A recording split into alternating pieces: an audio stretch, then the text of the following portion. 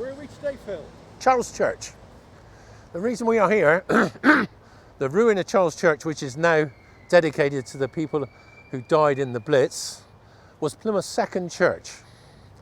St Andrew's Church was the only church in Plymouth at the time of the Civil War, before the Civil War. There were satellite chapels of St Budo, Pennycross, etc., but most people in Plymouth attended St Andrew's Church. The reason this was built, I believe personally, is because of Dr. Aaron Wilson's antipathy with the parishioners of St Andrew's Church. Because in late 1630s, Plymouth petitioned King Charles for a new church, because they gave the excuse that a growing population needed another church. So the king actually gave them permission. Now, one of the people who was involved with this, deeply involved, was a man called Robert Trelawney of Ham. And I'll be talking about him in another film, but it's irrelevant at the moment. Now, money was collected, and King Charles said, you can actually name your own vicar for this church. Unlike the time he took it away in St Andrews, he allowed Plymouth this time, but it was too late for most people from Plymouth. Their antipathy towards the king was ingrained in them. It wouldn't change their mind. But this church was started in 1641 on this land that was privately owned at the time, but paid for by the council.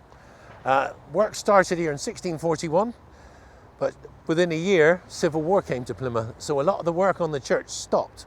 So the soldiers, so the people involved in building the church, could actually go out and build earthworks around Plymouth. We had two lines of earthworks in the Civil War.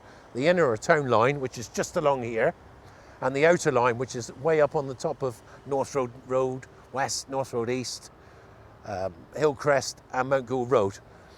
But at the time of the Civil War, Charles was unfinished, Charles Church. It had its own vicar, George Porter, who came here, even though it was unfinished. He commenced services here in 1643. They said there was a tarpaulin for a roof, a lot of the windows weren't put in, a lot of the stonework wasn't finished, but services were actually started in 1643 here. So soldiers, you'd find soldiers down here coming for the church services on Sunday, and families. And if you look across from Charles Church to Charles Cross Police Station, in 1642, at the end of 1642, you would have seen work on the church stopped, work on an earthwork fort going up right under where that police station stands now, called Charles Fort, named in honour of this church. A church, incidentally, named for King Charles, and it's the only church in England named for a king. Charles Fort was built just where the police station is, and when they did work for the police station, when they started building work, a lady from Plymouth, an archaeologist, found a trench from the original fort underneath where the cells are now, someone told me. Underneath where the cells are, you will find a part of the trench from the Civil War, which was in front of the earthwork. Thank you, Phil. How was that?